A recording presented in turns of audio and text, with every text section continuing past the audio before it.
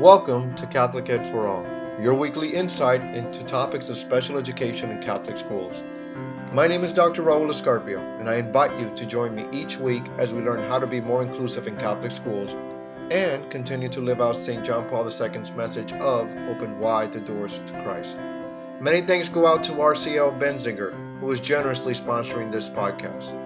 RCL Benziger enriches the worldwide Catholic community by providing the most engaging and highest quality resources, programs, and services rooted in the rich and diverse tradition of the Catholic faith. And now, on to our show. On the show today, I am joined by Dr. Tara Rolle, Associate Superintendent of the Diocese of San Jose and the Executive Director for the Drexel School System. Hello, Tara. Welcome to the show and thanks for being here. Hello. Thank you so much for having me. I'm so happy you could join us. Tara, can you please tell the audience a little bit about yourself? Sure. I've been working in Catholic schools for 15 years. My background was I started as a high school English teacher and then moved into administration and then ultimately into administration in our K-8 schools, which is my primary focus in the Diocese of San Jose. And I have got an 11-year-old daughter and a 6-month-old Labradoodle. So life is full. And not dull. Let's just say, and not dull.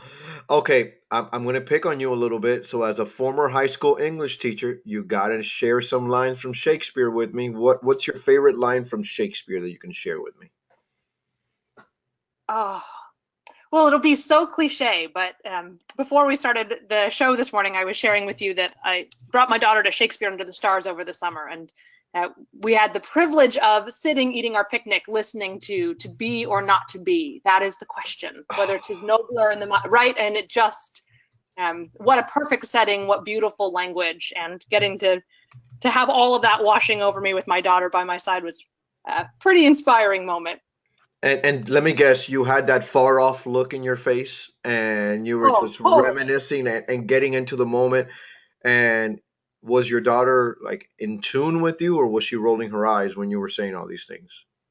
I think she aimed to appreciate my incredible enthusiasm for the experience. Although I'm not sure she matched my desire to be there. In other words, you didn't look in her direction, so you wouldn't know. Exactly. I stayed in my own space.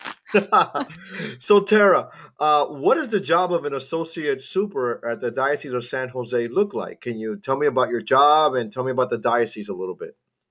Sure. So in the Diocese of San Jose, we're very blessed. We have 3 associate superintendents who make up the team under our superintendent, and we each have our areas. So one of our associates focuses on marketing and enrollment practices. One focuses on accreditation, a great deal of curriculum and the preschool licensing process. And then my role is largely focused on instruction, university partnerships, and then our work with learning analytics and data assessment across the system. Okay, so are you a large diocese as far as Catholic schools? So we have 26 K-8, 28, but 2 are private. So 26 diocesan K-8 schools in our diocese, and we stretch from Gilroy to Palo Alto, which with traffic can be a handful of hours in any direction. Wow. Okay, how many high schools?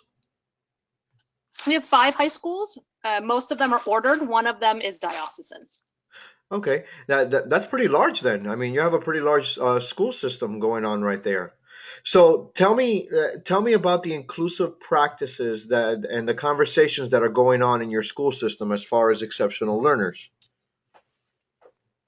Absolutely. So one of the areas that we've really started paying attention to in the Diocese of San Jose is focusing on inclusive practices for Catholic schools. Our primary intention is to make sure that we are always serving the children in our communities and that any child can go to any Catholic school in their area and be served appropriately. What that has meant for us and the targeted focus on better understanding the landscape of the lived experience of students who learn differently, and then looking to make some systemic and programmatic improvements, not on a site-by-site basis, which has been the strategy in many ways. Every school has created a program to respond to the individual needs of their community. Now the landscape is shifting in such a way that our hope is, how can we create really robust, deeply resourced programs that stretch across all of our schools so that we are sure that the baseline, that moral minimum of provisions for all children, is consistent across all of our schools. So we're presently doing informal listening sessions with our parent communities, asking for their shared experience of what's been really successful for them as parents of students who learn differently in Catholic schools, where they see that we have opportunities to stretch and grow, and then looking to our administrators and our teachers to compile all of those resources and really start thinking about how can we be the best service to our families in a consistent way in all schools at all times for all kids. So, Tara, when you're talking about these listening sessions that you're having with parents, are these parents actually, do they actually have children with exceptional needs in your school system right now, or are these listening sessions about to gather data and information from these parents to create these opportunities for these students? So the present learning sessions are for parents who have children currently enrolled or enrolled within the last 2 years in our Catholic schools, students who learn differently and are presently served or recently served in our Catholic schools. And it's been really great. We've been doing them online during the lunch break so we can capture the maximum number of parent perspectives. They don't need to drive anywhere. They don't need to take time off work. They can truly log on their lunch break and share their experience. But it has been critical to have that voice, to have that feedback from our parents, to be able to really share with us, these are the things that the schools have done really well to support our children. These are the things we've done outside that have been really successful. And then where are those natural points of intersection where we could strengthen and grow the program?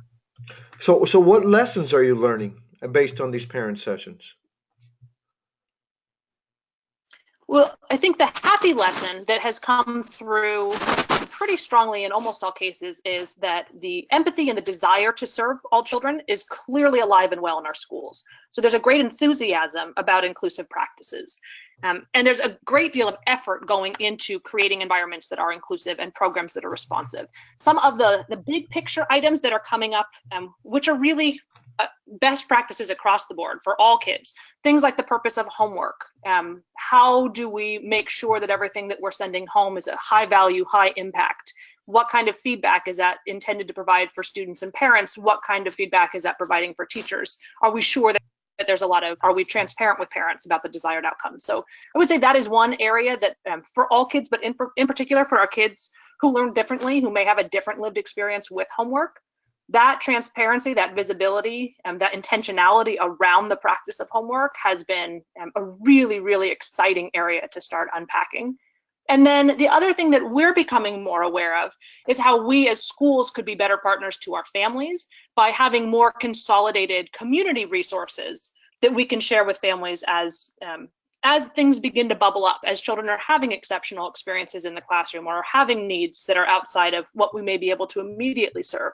How have we then consolidated resources so we can right away say to parents in our community, here are the places you can go to have additional community partners, to have additional support. So that's a real growth area for us. No, I mean, it sounds fabulous. What kind of students with special needs does the diocese now serve? Are you serving students with learning differences, learning disabilities, autism?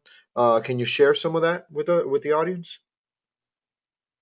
Sure. So, again, school by school, depending on the current programs in place, it can vary, but the desire of the diocese is to serve all children. We know in our schools, we currently have developed some really strong practices serving students on the autism spectrum, serving children with dyslexia who have different auditory processing challenges, emotional challenges as well. I think we've really started to find some steady programs to serve those disabilities and those differences that have more regularly presented in our communities. I think for us, it's trying to make sure we're understanding are there additional populations of need that we are not aware of in our community and that we need to become aware of so we can develop programs so that we can serve them. So just because we believe we're doing an excellent job serving the children who are in our schools doesn't mean that there may not be additional children whose needs we aren't currently aware of, and that we aren't aware of them because maybe we haven't developed programs to serve them. So that's kind of the pie in the sky, I suppose, but it's making sure that we're ahead of the curve. We don't want to wait for families to have to come to us to ask, can our child be part of this school? We want to be proactively going into our community and saying, we welcome all children, we serve all families. Here's what we have to offer. And so making sure that we're staying completely aware of the needs of our community is a major priority. That is fantastic to hear. I'm so happy to hear that you're meeting the needs of these learners. It's a very universal design for learning approach that you have there, Tara. You're not being reactive, you're being proactive. Yes, thank you. Thank you. And we are. We are really making sure that we're holding ourselves accountable for providing the best possible service. And where we're missing the mark, we want to have honest and candid conversations about that and then push ourselves to move forward to reconcile those needs. Okay, so how are we meeting those needs? If I can ask, do you have special education teachers in your school system? Are you providing professional development? Yes, no, all of them. How are you meeting these needs? Because this is very exciting to hear. It is exciting. I think that the way we meet the needs, again, the challenge or the opportunity is it's done very much at a site level basis. So do we have teachers with specialized backgrounds? Absolutely. Are they consistently available at all Catholic schools? They're not. And so that's part of looking to that systemic resolution to make sure that we have consistent service. And if it's not going to be consistent site to site, then how do we better articulate where families can go to get the best possible service for their child and their child's particular needs? We do a good amount of professional development and professional learning around supporting all learners. And I would say in the Drexel schools in particular, because we use data-informed station rotation, there's a significant amount of time spent developing differentiated lessons, multiple pathways to key learning objectives. And so we found in the Drexel schools in particular, our very methodology that we have that's standard across all of our schools and all of our classrooms, particularly in core instruction, is designed in such a way it actually captures the best possible learning for all children.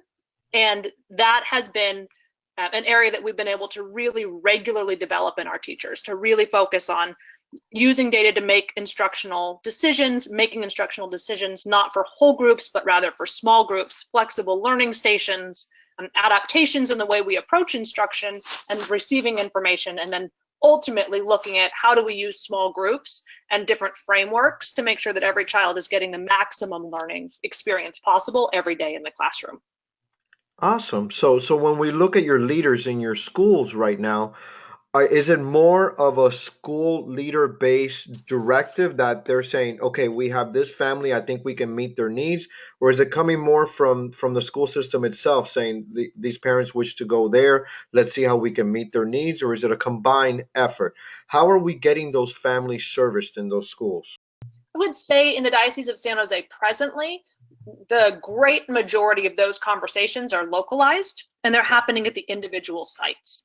The desired outcome would be that we could more systemically respond to those needs, more systemically promote the services that we're able to offer and provide, and categorically better understand our landscape so we have a higher degree of service provided for our families. So I think we're really in that growing stage right now. We're doing a fine job, but we know we could be doing a better job. And so we're really charging ourselves forward to try to find those natural opportunities, not to take away the power of the local site to have the authority and the decision making to offer those programs and welcome those families, but rather to provide that network of support behind our local schools to say, not only can our school support your family in this way, but our diocese is committed to inclusive practices, and here is the way that we as a whole unit, a whole Catholic unit committed to education for all, approach learning and approach supporting our families. Absolutely. So 5 years from now, where do you want your diocese to be as far as welcoming inclusive learners? Do you still want it to be school-based, or continuing school-based, or would you rather it be more diocesan-wide where schools have that ability to meet all their needs? I think that's a great question, and the answer in some ways will depend on what we continue to learn from our families and their wants and needs in terms of the way that we interface with our schools to support the community in each particular school area. But I would say in this moment, when I look across the landscape, my personal professional desired outcome would be that there is at a minimum, that the baseline service and support for all children, for all learners, is set at a very, very high level, right? It's a very high bar, that it is set consistently across all of our schools, and that it is fully supported by the diocese, so that we are actively engaging our schools in training and promoting best practices and sourcing resources from within our community. That there is that, again, that network of support, or that backbone of support for our schools. Better best practice from my chair would be that on top of that baseline, each school then would capture their own particular gifts and talents, their own particular community, their own particular strengths, and that they would capitalize on what learning experiences that are appropriate and special to each of their schools. Fantastic. So with that being said, the last question I'd like to ask you is, pie in the sky, what should Catholic special education look like? Not just for your Drexel school system, not just for the Diocese of San Jose or California itself, but pie in the sky, what should Catholic special education look like? Seems to me that if we look to our church, we have the answer in many ways to that question. What our church is aimed to do is to say all are welcome, right? I mean, we regularly hear all are welcome, all are welcome. We know that in the practice of worship that is true. I believe that our schools should emulate that as well. So all children, all communities, all learning styles, all wants and needs should be welcome in our Catholic schools.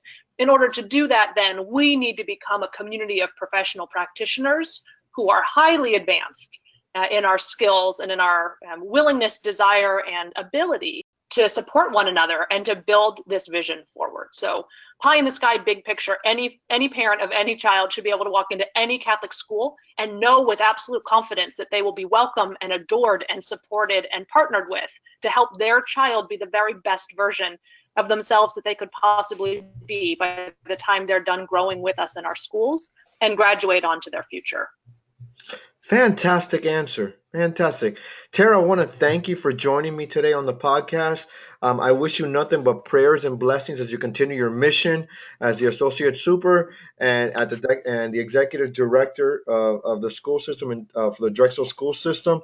And I wish you nothing but prayers and blessings. And thank you for joining me today. Thank you so much. God bless the work that you're doing as well. And I look forward to the continued opportunity to partner together. I look forward to it as well. Well, that's it for this week. If this podcast was a blessing to you, can you please head over to iTunes and subscribe and give us a review or a rating? It really does help other Catholic educators find the podcast and use it as a resource. Thanks again to the amazing people at RCL Benziger for generously sponsoring this podcast. Check out their new resource for Catholic schools, Blessed Are We, Faith in Action, which enables teachers to share the love of Christ with children who have special needs. Visit rclbenziger.com to learn more. Join me again next time as we continue to advance God's kingdom by including all of God's children in Catholic schools and faith formation. Until then, this is Dr. Rolle Scarpio. Thanks for listening, and may God bless your day.